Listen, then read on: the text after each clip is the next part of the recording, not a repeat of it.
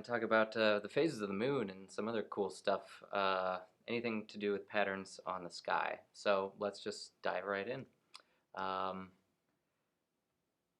we're going to talk about Earth and sky, the seasons, it's a big deal, keeping time, the calendar, phases of the moon, and how it kind of orbits around the sun. And then we'll talk about ocean tides, the moon, and how that relates to the sun.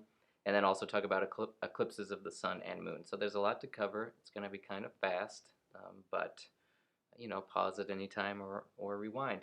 So, think about the Earth. We talked about last time that it orbits on an ellipse, but the ellipse is very close to circular. So if it's very close to circular, why is it hotter in the summer and colder in the winter? You would think that if it was pretty much the same distance from the sun all the time, there wouldn't be a big change in the seasons. And then why are the seasons opposite from the northern hemisphere from the southern hemisphere? So for example, right now it's summer in Australia and it's winter here in the northern hemisphere. So let's examine what causes these phenomena. All right, so learning objectives for section 4.1. We want to describe latitude and longitude and where that system comes from, and then relate that to right ascension and declination, okay, which we've already kind of talked about. So in order to create an accurate map, we need a way to uniquely identify the locations of major features like cities or landmarks, and we need a similar way to uniquely locate objects in the sky. On Earth, we use latitude and longitude, and in space, we use declination and right ascension.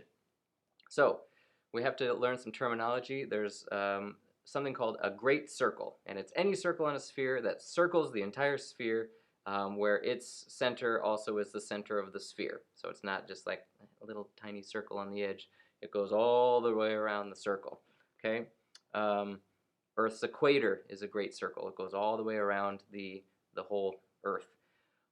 The other terminology is a meridian, and a meridian is a line of longitude, basically circles the Earth. It's a great circle that circles the Earth and goes through the North and South poles. So when we talk about a meridian, we're talking about a line that goes from the North Pole to the South Pole, and that's called a meridian. So your local meridian is, if you point north, point south, and imagine a line going across the sky, that's your local meridian. Okay, that's the highest point on the sky stars will be as they rotate overhead. Okay, so every point on Earth has a meridian passing through it. This defines the east-west location, or your longitude, of that place. So this great circle that goes from the North Pole to the South Pole, that's your longitude. 0 degrees longitude, the starting point of the coordinate system, is defined in Greenwich, England. This is called the prime meridian. Okay, and you can see on this chart here, the prime meridian is a great circle going from the North to the South Pole along there. And if you want to get the latitude and longitude of Washington, D.C., you're going to go longitude, you're going to go meridians this way until you get to D.C. Then you'll go up from the equator until you get to D.C. that way. Okay, and those are your two coordinate systems. This is the Royal Observatory where 0 degrees longitude is defined from, and you can see that line there. That is the prime meridian. That is where longitude is allegedly begins. Okay, so your longitude is measured as degrees from east to west. 0 degrees east, 20 degrees east, or 20 degrees west of the prime meridian. And so it's 180 this way, 180 that way, gets you 360 degrees all the way around the Earth. Latitude is, so here in the United States, we are east of we are west of the Greenwich. Latitude is defined as 0 degrees at the equator. It goes up to 90 degrees to the North Pole and 90 degrees to the South Pole. That's latitude and longitude. Okay, so you can go from the equator up to 90 degrees or down 90 degrees north or 90 degrees south from there. Okay, so in the sky we use declination and right ascension, which are the celestial analogs of latitude and longitude. The celestial equator is defined as 0 degrees declination.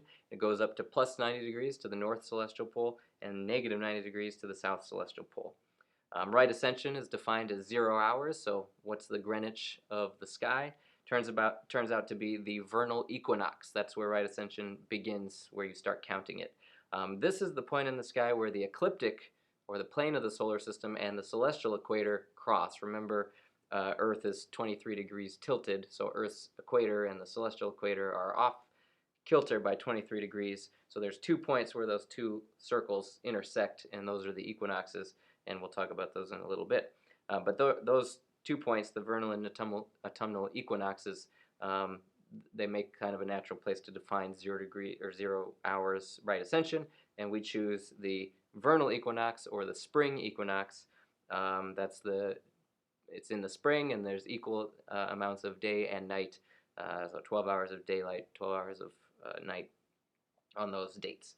So this is the ecliptic, and that's the apparent path of the sun. That's the plane of the whole solar system. And then this is the celestial equator. And you can see they're off by 23.5 degrees. And you can see there's 2 points here and here where the celestial equator and the ecliptic line up right at that special spot. Okay? So, right ascension is measured in hours. The celestial sphere appears to rotate once every 24 hours, so they said, well, let's go with that.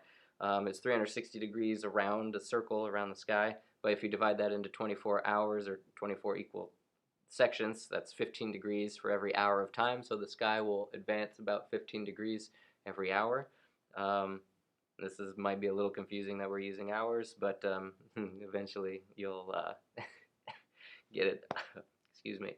So this is the celestial coordinate system, you could say. So we're starting at 0 hours there. Sorry, it starts at 23 hours here, 0 degrees, and then 15 plus 30 plus 45 minus 15 minus 30. So those are your lines of declination, and then these are your lines of right ascension. 0 hours, 1 hour, and now if I click on this, you can see how the 0 hour line is just advancing about 15 degrees every hour. And this is in every half hour increments here. But you can see how, Leo is just marching along. The declination doesn't change, but the right ascension does.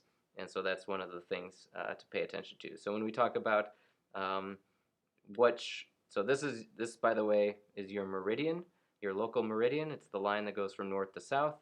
And you're going to want to view objects when they are crossing the meridian because they are highest on the sky. They're the highest when they're going to be so they're furthest from the horizon. So the light pollution is going to be the lowest effect. So you want to view that. And so let's say I wanted to look at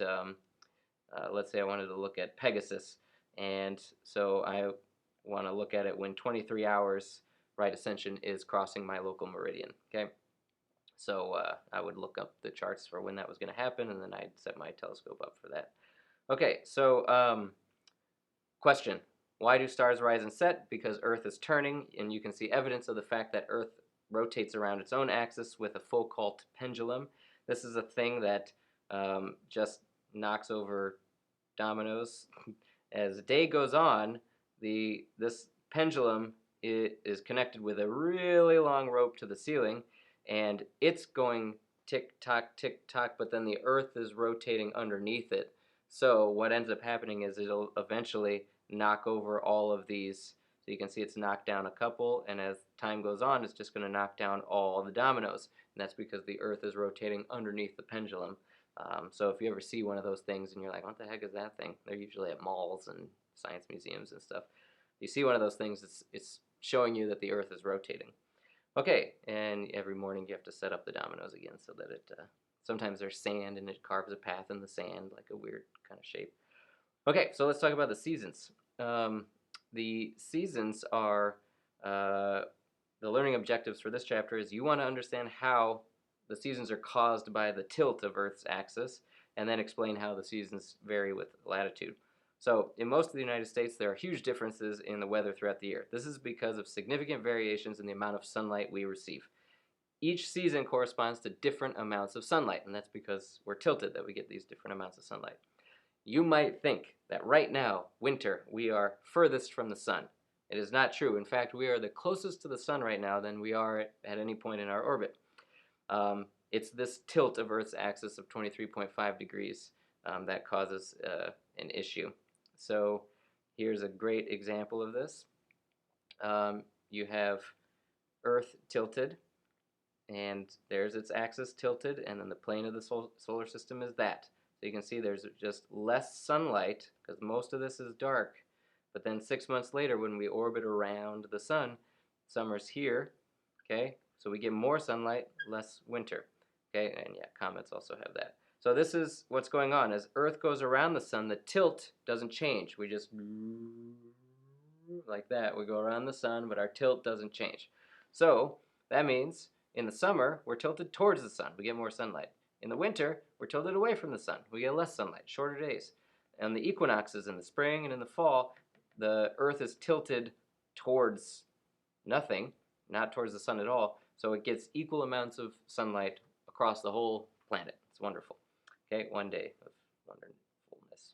All right, so the reason for this seasons, basically, the way the tilt causes it is because we get more direct sunlight in the summer. More direct means higher wattage per square foot or square meter, and more direct sunlight. So you just have more rays, more heat, less rays, less heat. Okay, that's the main thing. There's another effect that you're going to notice that you have noticed is that the days are shorter in the winter and longer in the summer. So the sun's path on June 21st, for example, the longest day, the sun is going to be really high in the sky. It's going to appear to be really high in the sky, so it's going to go up and come down from your perspective, and this is the celestial equator, so it's way high in the sky. On the equinoxes, the sun follows the equator. It's right along the equator. And then on December 21st, on the shortest day, it barely peaks up over the edge, and that's why a bunch of cultures would have little dance parties to try to, no sun, come back, no sun, come back, come on, you know, because they were worried that the sun would just keep going and then eventually disappear and never come back. How terrifying would it be to be one of those people? The sun's leaving us. That's scary. So you better dance. Okay, the seasons, here we go. So this is the Earth, and you get the sunlight, and you have these special areas, the Arctic Circle, the Tropic of Cancer, the Equator, the Tropic of Capricorn, and the Antarctic Circle. So you may have heard if you go really far north, the sun either never sets or never rises for certain amounts of time. So, for example, in the winter at the northern hemisphere, above the Arctic Circle, it's complete darkness because you're tilted away from the sun enough that you're just in a perpetual shadow. You never get to see the sun. The opposite is true in the summer. Is that the same picture? No, that's not the same picture. What did I do? Is that the same? That's weird. Okay, this picture, it's the right picture, but they didn't make the shadow on the right side, so this side is still in shadow even though the sunlight's on it, so that's not my fault. Okay, so you have to imagine that this shadow is backwards. Earth's axis there, so in the summer, right, you get more sunlight, and the north above the Arctic Circle, it's perpetual. The sun actually just appears to orbit around you all day. It never sets. It just goes right along the horizon. So if you ever get a chance to experience that, you should try that.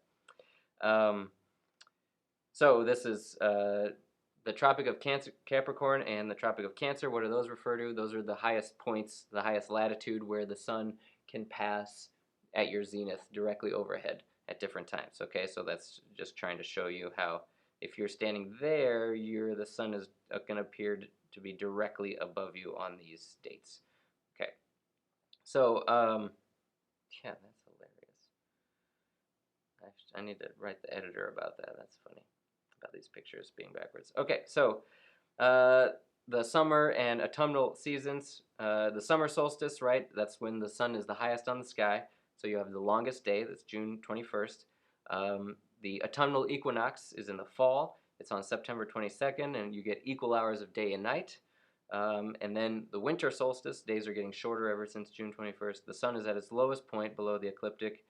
It's the shortest day. The vernal equinox is March 20th in the spring, and you have equal hours of day and night again.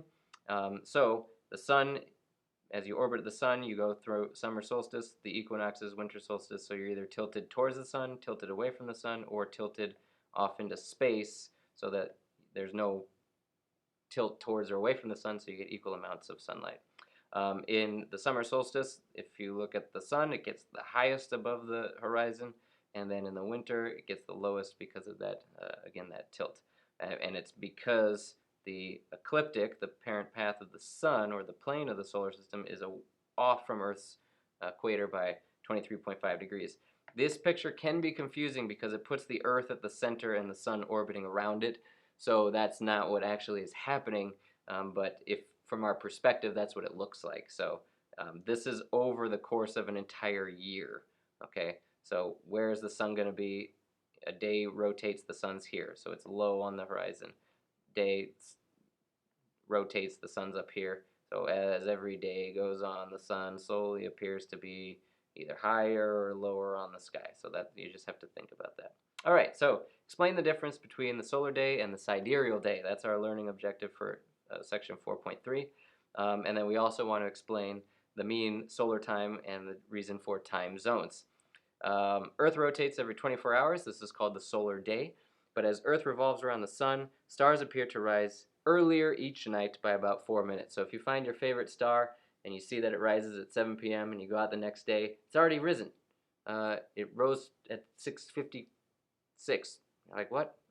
That's because Earth is rotating around the sun as it's revolving around the sun as it rotates. So as it moves around the sun, it's pointing to a different point in the sky as it rotates. And so that shift is about 4 minutes every night.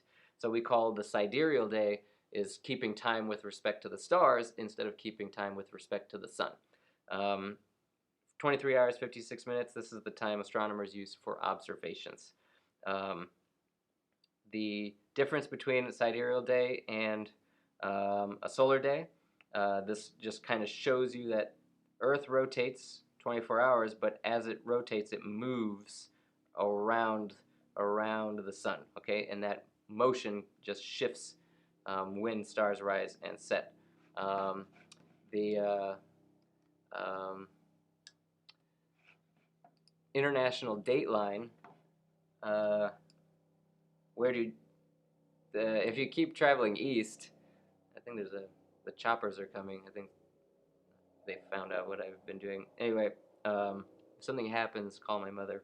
Okay, where the date changes. So as you go around towards the east, you go from here to Mountain Time to California, you go back in time. If you keep going back in time, you go to yesterday. And if you keep going, you go to the day before. And you keep going, you go 3 days before. So how do you explain that? So we had to prevent people from traveling back into time. So we created a line called the International Date Line where when you cross that line, the day starts over. So that's just the agreed upon time, which a lot of treaties and things to get that done. So that you can't just keep going backwards in time. The day just starts over. Okay, so the calendar, the Gregorian calendar. We want to understand how calendars varied through different cultures a little bit. Not too much, but you don't have to know it in huge detail. And then we want to explain the origins of our modern calendar. So this is Chichen Itza, the observatory down there on the Yucatan in Mexico. And then this is Stonehenge. So these things were used to watch the sun, moon, the stars over time and try to get a sense of those patterns over time. This is Chicago Henge. I don't know if you've ever been to Chicago at this time, but there's certain times of the year where the sun, because normally the sun could be setting down here or somewhere else, but there's certain times where the sun sets right between the buildings. There's also in New York at the World Trade Center in the new transportation hub. There's when the sun sets at the right time on the right date on September 11th, the sun goes right through the center of the transportation hub, and it's a type of henge, so that there's symbolism there for that date and time. So folks have been keeping track of time with calendars for thousands of years. The Julian calendar was a great advance, but it was off by the true year by about 11 minutes. And so this kind of added up to By the year 1582, the first day of spring was occurring on March 11th instead of March 21st, and this is actually a big deal because it was moving the date of Easter, and they didn't like that. So Pope Gregory the 13th instituted calendar reform to limit this slippage so that you wouldn't have to deal with Easter in June. Um, so Gregorian reform, what did he do? He wrote a note and he said, by me, tomorrow is 10 days later. So instead of October 1st, tomorrow's October 10th. Boom. So says the Pope. The day after October 4th, 1582, became October 15th. That was it. And then the leap year was instituted, and the U.S. colonies and other Protestant nations did not adopt these Gregorian forms until 1752, but because of commerce and trade and everything, you have to start getting everything lined up. The Russians did not join this reform until 1917, and by then they had to drop 13 days to catch up with the rest of the world. Can you imagine? Okay, it's bad enough to deal with time zones.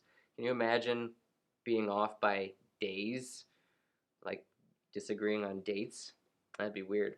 Okay, so huge amount of history there that I just kind of blah, blah, blah, blah. Depending on how interested you are, you feel free to go read about those things in more detail, but this is just, we're giving you a big picture.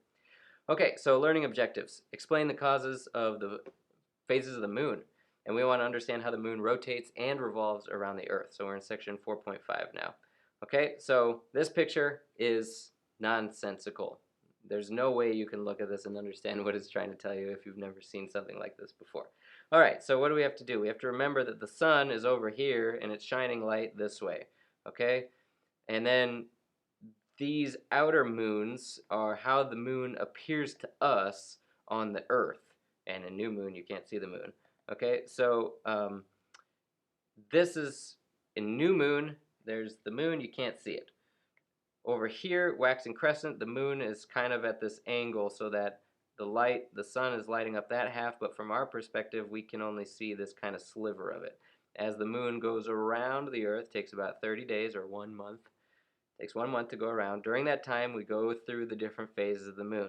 So as the moon goes around the Earth, we go from new moon to first quarter to full moon to third quarter and back. Okay, and when we go from new moon to full moon, we're waxing, so it's getting brighter, it's getting bigger. It's not actually getting bigger, but it appears brighter. And then when we go from full back to new moon, we're waning. Okay, so you have to know the phases of the moon. Make sure you memorize those terms, but it's pretty easy. New, first quarter. Okay, why is it first quarter? Because you can divide it into four, first, halftime, third quarter, fourth quarter. Okay, it looks like the moon's half filled, but it's just a quarter of the way through its orbit. So that's the phases of the moon. It has something called synchronous rotation. If the moon didn't have, I think this is backwards. This should say without rotation. This should say with rotation. So if the moon didn't rotate, we would get to see all sides of the moon. When you look up at the moon, you always see the same face. That's because it's actually rotating. So yeah, that's that, and this is that. I'm sorry, it's embarrassing. Okay, I've let you down. This moon, okay, as it orbits around, it's rotating as it orbits, okay, and it just happens to be rotating, and it takes 30 days for it to rotate. So it takes 30 days for it to rotate, and it takes 30 days for it to go around. Synchronous rotation. So the orbit of the moon here, synchronous rotation, is because if you were standing on the moon, you'd always be facing the Earth, no matter what. You would always, if you were on a base there, you'd always see Earth. It's always going to be there. It'll never change. So that's the synchronous rotation. The moon shines because it's reflecting sunlight. Half of the moon is always illuminated by the sun. We just don't always see the right halves. The phase of the moon is determined by how much of the bright side we see. New moon is when the moon is between the Earth and the sun. A crescent is when less than half of it's lit up. And a quarter is when the moon and the sun are at right angles. And gibbous is when more than half of it's lit up. And a full moon is when it's on the opposite side. So it's another chart, similar chart. This is where the moon actually is. This is what we appear to see from Earth. The sun is coming from that direction. Um, so, new moon. Down here, there's a picture of the new moon. If the moon is between the sun and the Earth, you get new moon. As it moves around, you get the first quarter. This is what you see from Earth. This is where the moon is. As the moon goes around, it's full moon. As you go to last quarter, and then back to new moon. So importantly, it looks like if you're in full moon, you shouldn't see the moon. The Earth should be blocking the moon. So these pictures are not to scale, so that's important. If this was more to scale, it'd be more like this, and you'd see the Earth here and the moon's way out here. Okay, and then what you should notice is that the moon is slightly above the Earth. So the moon actually orbits at kind of a slight angle. So the moon is never directly or rarely directly between the Earth and the sun, and the Earth is rarely directly between the moon and the sun. So you usually get to see a full moon and not any eclipses and stuff going on. Okay, so 4.6, ocean tides and the moon. So what we want to understand from the tides is how they work. What are they? Can't explain them. We want to understand why the amplitudes of the tides change during the course of a month. So what causes the tides? The moon's gravity. For every action, there's an equal and opposite reaction. So the Earth pulls on the moon pulls on the Earth, and this pull distorts the Earth, makes it more egg-shaped from gravity. It's a stronger force over here than it is here because the strength of gravity depends on 1 over r squared. So you get a differential force, which just, if you imagine pulling on some slime that's stuck to the ground, you can deform it a little bit. So Earth gets deformed and it pushes the water around. Okay, and so you end up with water getting pushed around to different places. So these are the tides. An example of the tides, this is high tide and low tide. So you can see these boats are just resting on the mud, and then during high tide, you can use the boat. Okay, so you need to know when high tides are if you're a boat person. There are 2 high tides and 2 low tides per day. This is because Earth rotates under the moon once every 24 hours. So this is an example of that. This is a single day. Under a single day, you go around, okay, and you come back. So as Earth rotates around, you can see if you're here, you got a high tide, low tide, low tide, back to high tide. So you get 2 high tides and 2 low tides every day. Now, the strength of the tides changes as the moon goes around the Earth, because when the moon and the sun are both lined up, you get huge gravitational forces. When the moon is kind of at an angle, you get less strong gravitational forces. So when the moon and the sun are lined up during new moon or full moon, you have what are called spring tides. When the moon and the sun are at 90-degree angles, you have neap tides. So this is just an example of as the moon orbits around, this is over the course of a month, you can see how the depth of the tides represented here changes. Okay, so you got a spring tide and a neap tide. Okay, and then a spring tide when the sun and the moon are all lined up. Okay, so that's pretty cool. Here's a better example of this. So your strongest tides are at new moon or full moon. Your weakest tides are your weakest high tides are when you're at neap tide. Okay, so that changes over the time. This is a tide pool I visited in California. You go to a tide pool during low tide. So what is a tide pool? It's, most of the water, or most of this is underwater usually, so there's a lot of life, a lot of cool things. You can go play around with these squishy guys and see them outside the water. They look really goofy.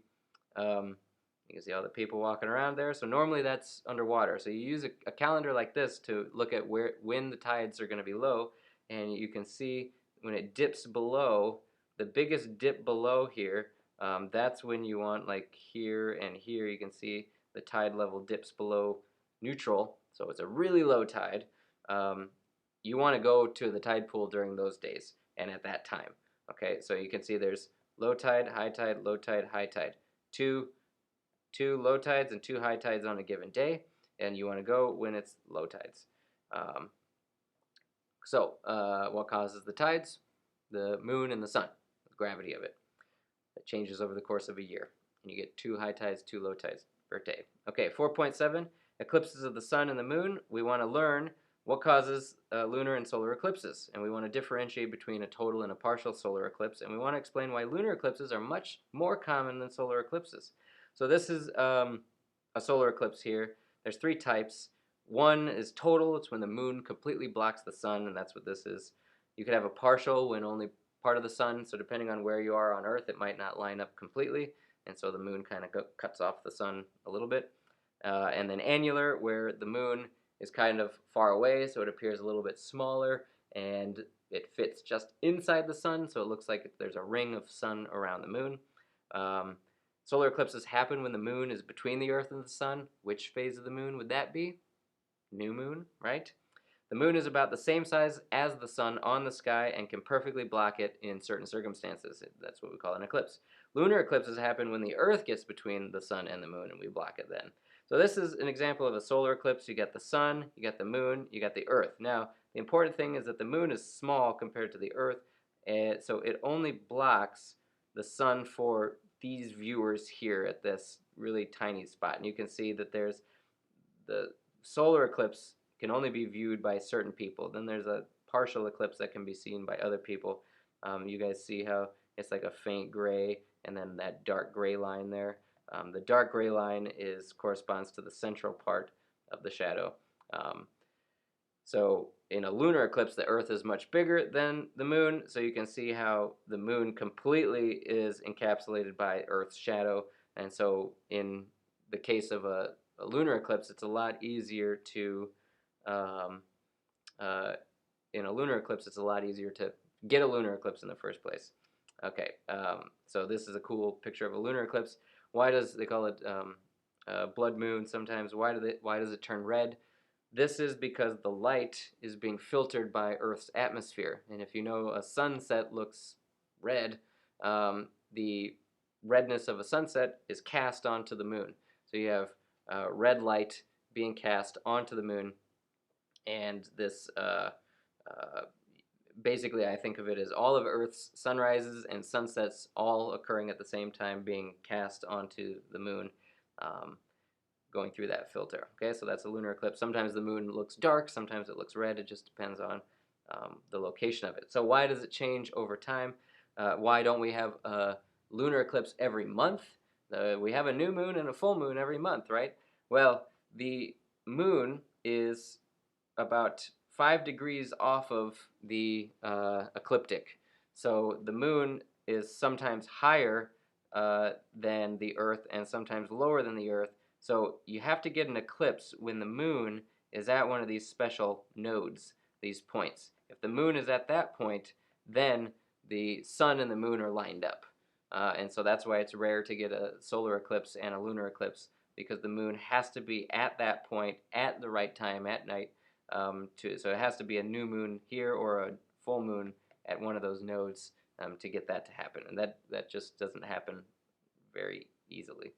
Okay, so that's the geometry of an eclipse. So you can see the moon casts a tiny shadow on the Earth. And then this is why, if you might have heard about it, there was an eclipse a couple years ago, that came through, and we were lucky enough to see it in the Northern Hemisphere. You could see it from Cedar Rapids or Iowa City or Iowa somewhere, but you had to go south to Missouri or Illinois if you wanted to see the total solar eclipse, because it only carves a certain path, and then we up here were in the area where you could see a partial eclipse. But one of the main differences between a partial eclipse, between a solar eclipse and a lunar eclipse, is that if you happen to see the solar eclipse, you know that it lasted like 2 minutes. It doesn't last very long. The moon goes right in front of the sun and just whoop, it's gone. Whereas a lunar eclipse lasts a little bit longer. You can have a night of it and enjoy a lunar eclipse in a little bit more less chaotic. Like, oh man, I went to the bathroom, I missed the solar eclipse. Okay, so that's everything. Let me know if you have any questions. Post your comments below. Otherwise, I'll see you guys later.